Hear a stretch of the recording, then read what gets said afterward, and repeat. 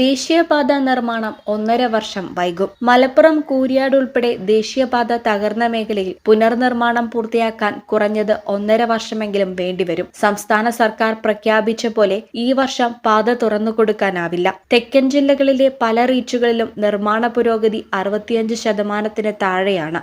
2027 മാർച്ചോടെ മാത്രമേ പലതും പൂർത്തിയാകൂ. കൂരിയാട് ഉൾപ്പെട്ട രാമനാട്ടുകര വളാഞ്ചേരി റീച്ച് ജൂണിൽ പൂർണ്ണമായി ഗതാഗതത്തിന് തുറന്നുകൊടുക്കാനിരിക്കെയാണ് ഇടിഞ്ഞു താഴ്ന്നത്. തകർന്ന റോഡ് നീക്കം ചെയ്യാൻ തന്നെ 6 മാസം വേണ്ടിവരും. തൂണുകൾ നിർമ്മിച്ച് പാലം കെട്ടി ഗതാഗത യോഗ്യമാക്കാൻ കുറഞ്ഞത് 12 മാസമെങ്കിലും വേണ്ടിവരും. നിർമ്മാണത്തിലിരിക്കുന്ന പല റീച്ചുകളിലും തകർച്ചയുടെ പശ്ചാത്തലത്തിൽ മാറ്റം വേണ്ടി വന്നേക്കും. നിർമ്മാണ ചെലവ് കുറയ്ക്കാനുള്ള സമ്മർദ്ദം ദേശീയപാത വിഭാഗത്തിൽ നിന്നുണ്ടായതായി പറയപ്പെടുന്നു. ഇതിനാലാണ് ചെലവ് കൂടിയ വയഡക്ട് രീതി പല സ്ഥലത്തും ഒഴിവാക്കിയത്.